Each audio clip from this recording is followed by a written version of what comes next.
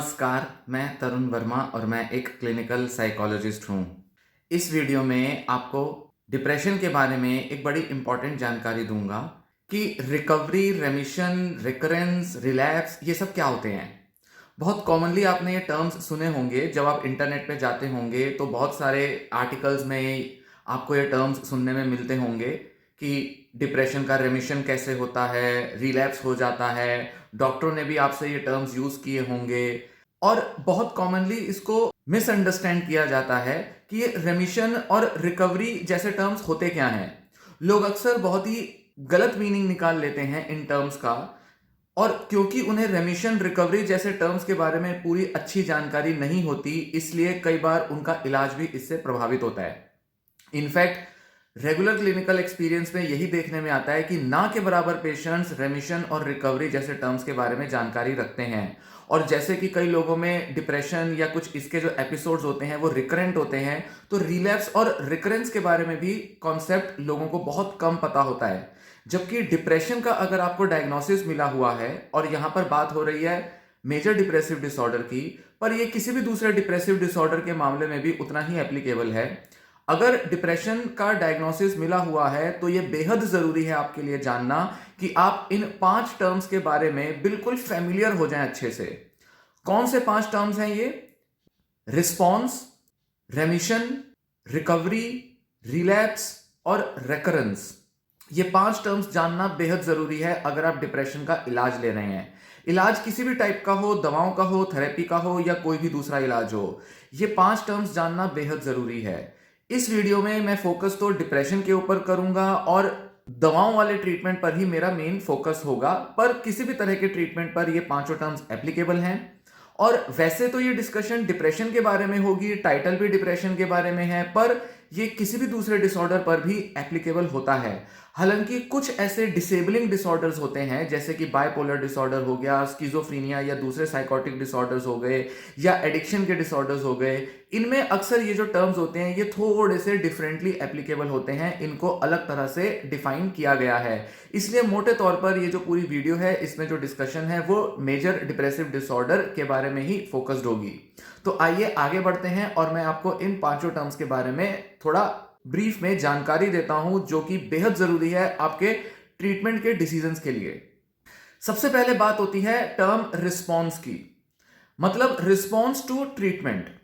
मान लीजिए आपको डिप्रेशन हुआ और आपको डिप्रेशन का डायग्नोसिस मिला, आप डॉक्टर के पास गए। यहां पर बात हो रही है कि आप साइकाइट्रिस्ट के पास गए और डॉक्टर ने आपको दवा देनी शुरू कर दी।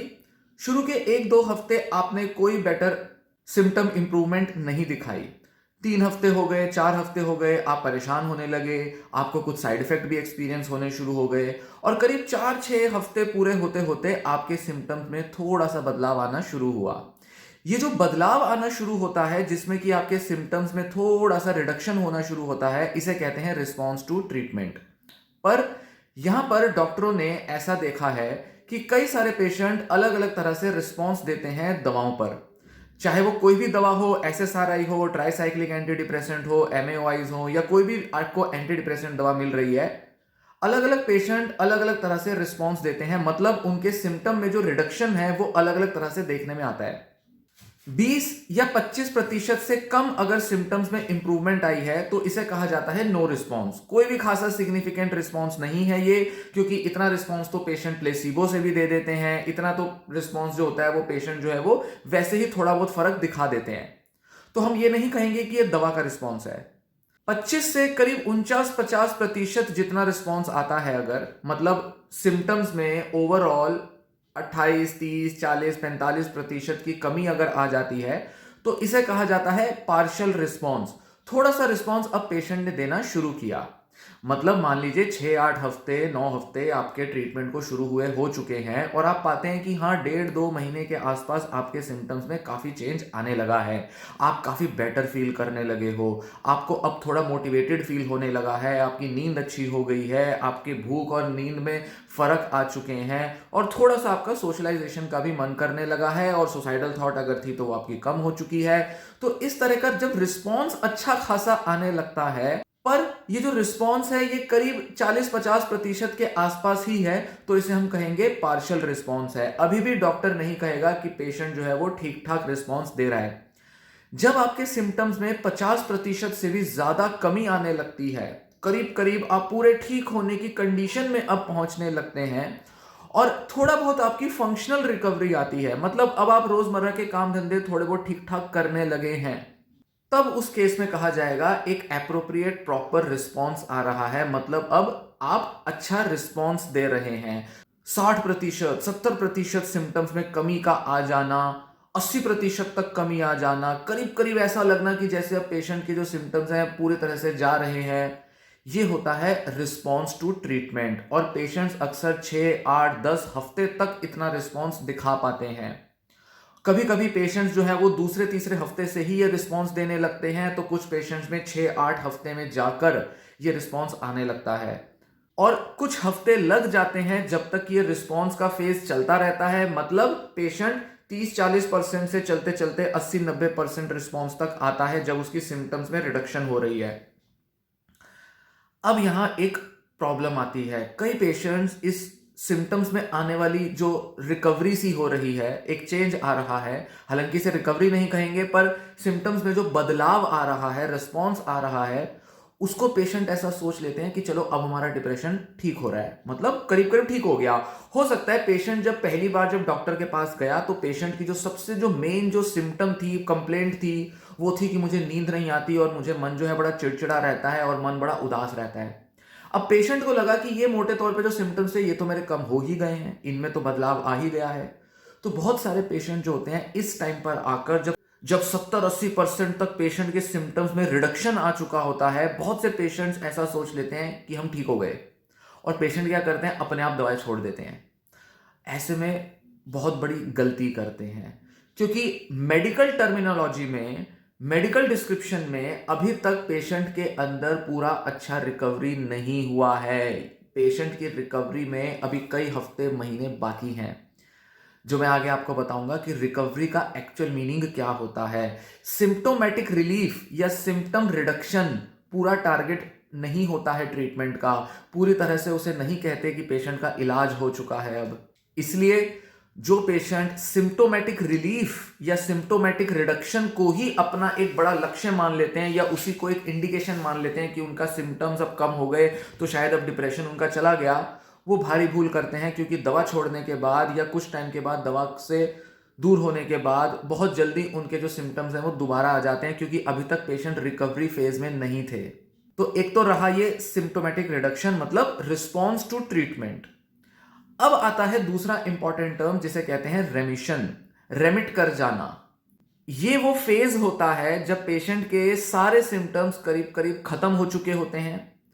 पेशेंट को जो डायग्नोसिस दिया गया था, अब वो पेशेंट जो है वो उस डायग्नोस्टिक क्राइटेरिया को फुलफिल नहीं करता, क्वालिफाई नहीं करता। कोई भी डॉक्टर जब पेशेंट को डिप्रेशन का डायग्नोसिस देता है, जिसे कहा जाता है मेजर डिप्रेसिव डिसऑर्डर, तो DSM-5 के अकॉर्डिंग, जो कि diagnostic and statistical manual for mental disorders करके किताब होती है, जो कि अमेरिकन साइकेट्रिक एसोसिएशन ने पब्लिश की है, और दुनिया भर के सारे साइकाइट्रिस्ट जो हैं इस मैनुअल को फॉलो करते हैं। इसमें मेजर डिप्रेसिव डिसऑर्डर का एक क्राइटेरिया दिया हुआ है कि इस हिसाब से पेशेंट को डायग्नोसिस दिया जाएगा और ट्रीटमेंट दिया जाएगा। जब पेशेंट का रेमिशन का पीरियड आ जाता है तो पेशेंट अब इस डायग्नोस्टिक क्राइटेरिया को फुलफिल नहीं करता, मतलब पेशेंट अब मिनिमल सिम्टम्स जो है वो डिप्रेशन के दिखा रहा है। इतने सिम्टम्स दिखा रहा है जो कि आमतौर पर सभी लोग दिखाते हैं। वो लोग दिखाते हैं जो कि पूरी तरह से रिकवर हो चुके होते हैं, या वो लोग दिखाते हैं जिन्हें कभी डिप्रेशन नहीं हुआ पर वो भी छोटे मोटे डिप्रेसिव सिम्टम दिखाते हैं। ये अब पेशेंट उस लेवल तक पहुंच गया है, मतलब करीब करीब पेशेंट अब अपने पुराने स्टेट में पहुंचने की कंडीशन में आ गया है। वो कोई भी क्लिनिकल क्राइटेरिया फुलफिल नहीं करता है। अगर क्वेश्चनियर्स भी देखे जाएं, जो अलग अलग इन्वेंटरीज क्वेश्चनियर्स होते हैं जिसके बेसिस पे पेशेंट के सिम्टम के लेवल मापे जाते हैं, उसमें भी पेशेंट जो है वो सिग्निफिकेंट रिडक्शन दिखा चुका है और उसके बेसिस पे भी अब कहा जा सकता है मिनिमल टू नो सिम्टम्स अब पेशेंट दिखाता है। ये फेज होता है रेमिशन का, जब हम कहेंगे कि पेशेंट ठीक हो गया। ये वाला स्टेज तो और भी खतरनाक हो जाता है कई पेशेंट्स के लिए, क्योंकि ऐसे में पेशेंट सोच लेते हैं अब तो मैं पूरी तरह से ठीक हो गया। पर ये भी पूरी रिकवरी नहीं है, ये भी पूरा इलाज का इंडिकेटर नहीं है। यहाँ पर भी गलतियाँ होंगी अभी। कई पेशेंट्स अब यहाँ पर भी बहुत ज़्यादा दवाइयाँ छोड़ देते हैं। इनफैक्ट ज़्यादातर पेशेंट इसी स्टेज में दवाइयाँ छोड़ते हैं। ये स्टेज 4 से 6 हफ्ते तक एटलीस्ट बना रहना ज़रूरी है और DSM-5 के अकॉर्डिंग एटलीस्ट 2 महीने तक पेशेंट जब पूरा सिम्टम रिलीफ दिखा चुका होगा, करीब करीब वो डायग्नोसिस फ्री हो चुका होगा, तभी हम उस फेज को कहेंगे रेमिशन पीरियड है। और इस पीरियड तक दवा का जो डोज है वो भी अच्छा खासा हाई ही रहता है पेशेंट का। पेशेंट के डोजेज में भी कोई खासा रिडक्शन नहीं होता है। भले ही पेशेंट अच्छा खासा सिम्टम रिलीफ दिखा चुका हो, भले ही पेशेंट अपनी डे टू डे लाइफ में काफ़ी हद तक रिकवर कर चुका हो, अपने रोज़मर्रा के काम धंधे कर रहा हो, उसकी पहले जैसी फंक्शनिंग करीब करीब लौट आई हो, पर फिर भी अच्छे खासे डोज पे उसे दवा मिलती रहती है। डोजेज में अभी खासा कमी नहीं आती। इनफैक्ट ना के बराबर डॉक्टर्स ऐसे स्टेज में दवा में कमी लाते हैं और इसे कहा जाता है एक्यूट फेज ऑफ ट्रीटमेंट। तो कुल मिला के अगर हम कहें कि 4 से 6 हफ्ते के अंदर किसी पेशेंट ने सिम्टम्स में रिलीफ दिखाया, 70-80% रिस्पॉन्स आते आते उसका 2 महीने लग गए, करीब मान लेते हैं 2 या 3 महीने लग गए पेशेंट को पूरी तरह से सिम्टम्स में रिडक्शन दिखाने में। उसके बाद 2 महीने का पीरियड पेशेंट का रहा रेमिशन का, जब डॉक्टर ने पूरा कंफर्म कर लिया कि पिछले 2 महीने से पेशेंट के अंदर कोई खासे सिम्टम नहीं है और पेशेंट एक फंक्शनल रिकवरी दिखा रहा है, ना कि सिर्फ symptomatic recovery but functional recovery भी दिखा रहा है, तो डॉक्टर इसे रेमिशन का पीरियड कहेगा। ये रेमिशन का पीरियड 2 महीना डीएसएम के अकॉर्डिंग होता है, पर किसी किसी केस में ये 4 से 6 महीने का भी पीरियड हो सकता है। ये डॉक्टर डिसाइड करता है पेशेंट की कंडीशन के बेसिस पे। उसके बारे में मैं आगे आपको बताऊंगा कि किन कंडीशंस में रेमिशन रिकवरी के जो पीरियड होते हैं वो वेरी करते हैं। तो मोटे तौर पे जो एक हम कह सकते हैं कि आइडियल या एक स्टैंडर्ड तरीका होता है वो यही होता है कि 6 से 8 हफ्ते या 12 हफ्ते तक पेशेंट का जो रिस्पॉन्स फेज है वो पूरा हो चुका होता है। फिर उसके बाद जो है पेशेंट का 2, ढाई, 3 महीने तक रेमिशन फेज चलता है, जब पेशेंट के अंदर कोई सिम्टम नहीं है। अब आता है एक्चुअल रिकवरी फेज, जो कि 6 महीना एटलीस्ट रहना जरूरी है। ये वो फेज है जब रेमिशन हो चुका है, 2 महीने तक डॉक्टर ने कंफर्म कर लिया अब पेशेंट में कोई सिम्टम्स नहीं है, सिग्निफिकेंट सिम्टम्स, ये डायग्नोस्टिक क्राइटेरिया को फुलफिल नहीं करता है पेशेंट की कंडीशन, और अब पेशेंट का जो है वो कॉन्टिन्यूएशन फेज चल रहा है। मतलब पेशेंट करीब करीब अभी भी उसी डोज पर दवा लेता रहेगा, और किसी किसी केस के अंदर स्पेशली जब पहला एपिसोड हो मेजर डिप्रेसिव डिसऑर्डर का, तब डॉक्टर इस फेज के अंदर थोड़ा सा मेडिकेशन को कम करना चालू कर देते हैं। ये वो पीरियड होता है कॉन्टिन्यूएशन फेज ऑफ ट्रीटमेंट, जो 6-8 महीने तक चलता है। और यही वो पीरियड है जब और भी ज्यादा पेशेंट जो है वो अपनी दवाइयां छोड़ देते हैं, और सबसे ज्यादा जो विड्रॉल सिम्टम्स होते हैं पेशेंट इसी फेज में एक्सपीरियंस करते हैं। क्योंकि ये वो फेज है, अगर हम कहें कि पेशेंट का पहला मेजर डिप्रेसिव एपिसोड है, तो ऐसे में ये कॉन्टिन्यूएशन फेज 4-6 महीने तक तो चलेगा। 4 महीना भी होता है, 6 महीना भी लिया जाता है, हर डॉक्टर अपने अपने हिसाब से जजमेंट लेता है, पर 4-6 महीने हम मान के चलेंगे होगा। पर क्योंकि पेशेंट देख रहे हैं मेरे सिम्टम तो सारे दूर हो चुके हैं, मैं तो अब पहले जैसा हो चुका हूं, मैं तो अपना डे टू डे लाइफ की जो एक्टिविटीज हैं उसको भी कैरी आउट कर रहा हूं, मैं तो अब अपने लोगों से भी मिल रहा हूं, रिश्तेदारों से, दोस्तों से बिल्कुल ठीक ठाक चल रहा है, काम में कंसंट्रेशन भी अच्छा हो रहा है, तो पेशेंट सोचता है डॉक्टर मुझे दवा क्यों दिए जा रहा है अभी तक, ये डॉक्टर मुझे क्यों दवा दी जा रही है अभी तक। तो पेशेंट जो होता है वो अचानक से दवा छोड़ सकता है, और ऐसे में उसके विड्रॉल सिम्टम्स ट्रिगर होते हैं। आपने भी अगर ऐसा एक्सपीरियंस किया है, और ज्यादातर पेशेंट्स अगर वो ठीक से रिकवरी, रेमिशन, रिलैप्स के बारे में एजुकेटेड नहीं है, तो ज्यादातर पेशेंट्स रेमिशन या रिकवरी वाले फेज में दवाइयां छोड़ते ही हैं। क्यों?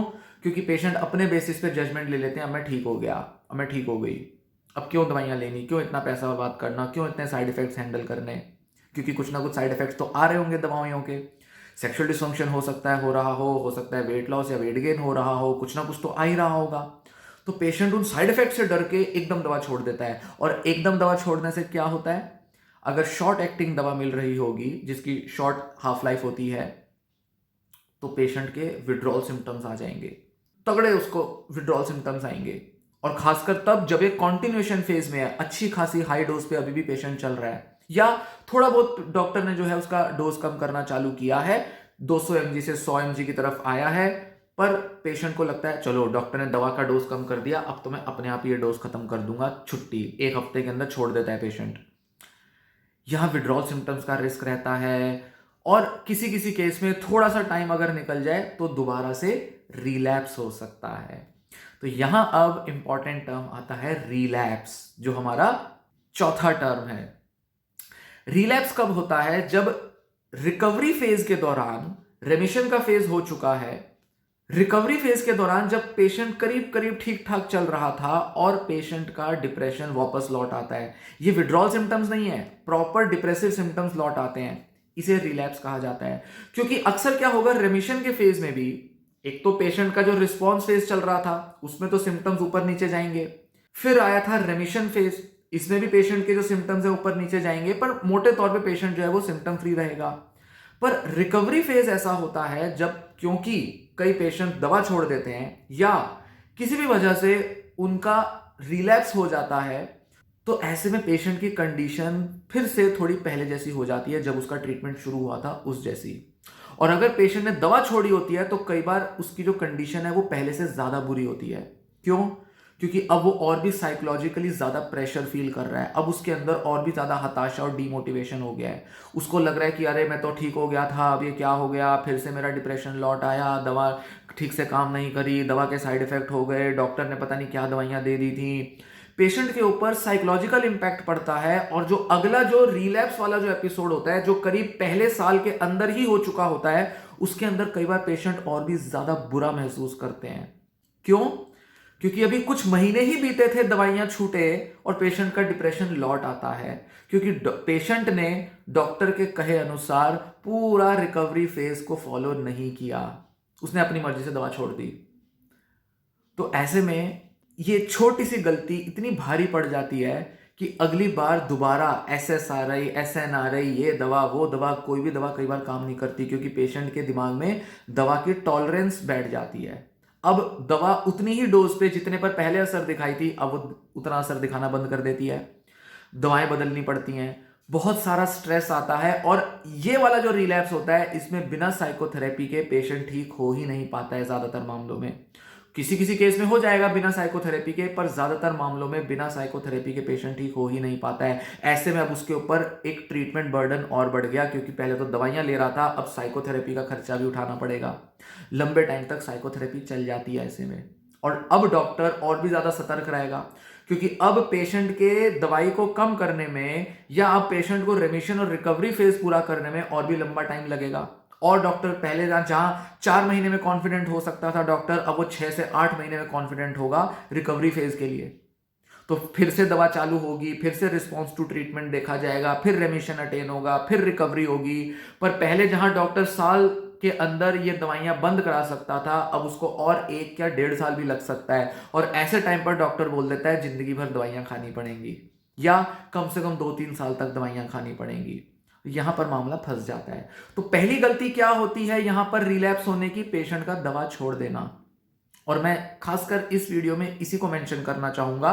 ऑल्दो रिलैप्स के बहुत सारे कारण होते हैं, पर इस वीडियो के लिए मैं एक ही फैक्टर पर ज्यादा जोर दूंगा, वो है दवा को छोड़ देना, क्योंकि यही सबसे बड़ी गलती है जो ज्यादातर पेशेंट कर देते हैं। तो रेमिशन के टाइम पर दवा छोड़ देना या रिकवरी के टाइम पर दवा छोड़ देना रिलैप्स लाता है। रेमिशन के टाइम पर भी दवा छोड़ी जाती है तो भी रिलैप्स आ जाता है, उसको भी रिलैप्स कहा जाता है। तो एक्यूट फेज में, रेमिशन तक का फेज, दवा छोड़ी रिलैप्स आया, रिकवरी का फेज, दवा छोड़ी रिलैप्स आया, कुछ टाइम के बाद, एकदम नहीं आता, कुछ टाइम के बाद आता है। और लास्ट फेज होता है, या टर्म जिसे हम कह रहे हैं, वो होता है रिकरेंस का। रिकरेंस का एक्चुअल मतलब क्या होता है? जब रिकवरी का भी 6-8 महीने का, 1 साल का फेज जब पूरा हो चुका होता है, मतलब अब पेशेंट एक्चुअल में, अब ट्रीटमेंट उसका खत्म हो चुका है, और ऐसे टाइम तक पेशेंट की दवाइयां भी खत्म हो चुकी होती हैं। कुछ कुछ पेशेंट तो मेंटेनेंस फेज में होते हैं, उनकी धीरे धीरे धीरे दवाइयां खत्म हो रही होती हैं, कम हो रही होती हैं। पर कई सारे पेशेंट जिनको फर्स्ट एपिसोड आया होता है डिप्रेशन का, उनकी दवाइयां खत्म हो चुकी होती हैं, पेशेंट रिकवर कर चुका है, फुल पूरी पहले जैसी लाइफ जी रहा है, प्रीमॉर्बिड जो उसकी लाइफ थी वैसी वो जी रहा है, मतलब बीमारी आने से पहले वाली लाइफ। पर 1 साल 1.5 साल के बाद ट्रीटमेंट खत्म हो चुका है, सब ठीक हो चुका है, 1.5-2 साल के बाद फिर से डिप्रेशन आता है और इसे अब कहा जाता है रिकरेंट एपिसोड। मतलब अब उसका नया एपिसोड शुरू हुआ है, अब पेशेंट को ये बीमारी दोबारा से आई है। रिलैप्स जो था वो सेम ट्रीटमेंट फेज के अंदर उसका दोबारा से एपिसोड आया था, तो हम कहेंगे कि वही वाला फेज दोबारा से आ गया, वही वाली बीमारी जो थी अब दोबारा से आ गई। सेकेंड टाइम जब रिकरेंट हो रहा है वो डिप्रेशन, तो हम कहेंगे कि अब एक नया एपिसोड आ रहा है। पहले ओल्ड एपिसोड था, उसका रिलैप्स हुआ, अब नया एपिसोड है। इसे कहते हैं रिकरेंट डिप्रेशन या रिकरेंट डिप्रेसिव डिसऑर्डर डायग्नोसिस देंगे। और इस रिकरेंस का दोबारा से ट्रीटमेंट जो है फिर वो पहले जैसा चलेगा। पर यहां मामला गड़बड़ा जाता है। कैसे? जिन पेशेंट्स को एक से ज्यादा एपिसोड्स हुए हैं डिप्रेशन के, उनका रिस्पॉन्स जो है वो थोड़ा स्लो आता है। पेशेंट को सेकेंड एपिसोड में साइकोथेरेपी लेना बेहद जरूरी होता है। ट्रीटमेंट का जो बर्डन है पेशेंट पर बढ़ जाता है और बहुत सारे दूसरे साइकोलॉजिकल और सोशल फैक्टर्स को एसेस करना, उन पर वर्क करना ऐसे टाइम में जरूरी हो जाता है। तो पहले जो मैंने कहा कि किन किन वजहों से ये जो रेमिशन और रिकवरी के फेजेस हैं ये लंबे हो जाते हैं, इसके बारे में अब मैं आपसे थोड़ा सा डिस्कस करूंगा। तो सबसे पहला तो ये हुआ कि अगर आपके डिप्रेशन की सीवियरिटी बहुत ज्यादा है तो आपका रेमिशन का फेज लंबा जाएगा। डॉक्टर 3-4 महीने तक आपके रेमिशन को नोटिस करेगा, वो कहेगा अभी भी रेमिशन में चल रहे हो। मतलब सिम्टम्स चले गए पर वो 4 महीने से पहले संतुष्ट नहीं हो पाएगा कि ठीक ठाक तरीके से आप काम कर रहे हो या नहीं कर रहे हो। तो अगर आपके डिप्रेशन की सीवियरिटी ज्यादा है, मतलब माइल्ड, मॉडरेट, सीवियर 3 लेवल होते हैं डिप्रेशन के। अगर आपको सीवियर डिप्रेशन होगा या मॉडरेट डिप्रेसिव एपिसोड भी होगा तो भी डॉक्टर जो है वो केयरफुली एग्जामिन करेगा आपके साइकोसोशल फैक्टर्स को। अगर आपका साइकेट्रिस्ट नहीं करता है तो वो आपको क्लिनिकल साइकोलॉजिस्ट के पास भेजेगा। पर ऐसे केस में अगर मॉडरेट या सीवियर डिप्रेशन है तो उस केस में साइकोथेरेपी भी दी जाएगी। दोनों ट्रीटमेंट्स के कॉम्बिनेशन के साथ आपका रिकवरी और रेमिशन को एसेस किया जाएगा और डॉक्टर ज्यादा टाइम लेगा आपके रेमिशन और रिकवरी फेज को जज करने में। तो ऐसे में अगर आपकी सीवियरिटी ज्यादा है, मॉडरेट या सीवियर लेवल डिप्रेशन है, तो आपका ओवरऑल ट्रीटमेंट जो है वो 1.5-2 साल तक भी पहले एपिसोड से आगे तक चल सकता है। माइल्ड एपिसोड के जो पेशेंट्स होते हैं उन्हीं के बारे में पहले मैंने एक स्टैंडर्ड क्राइटेरिया या स्टैंडर्ड तरीका बताया कि कैसे वो 2 महीने का रेमिशन होगा, 4-6 महीने का रिकवरी होगा। ये सब जो मैंने आपको बताया था ये मोस्टली माइल्ड डिप्रेसिव एपिसोड और फर्स्ट एपिसोड वाले जो होते हैं उन्हीं के साथ एक क्राइटेरिया मोटे तौर पर फुलफिल किया जाता है। पर ज्यादातर पेशेंट बार बार डिप्रेशन एक्सपीरियंस करते हैं।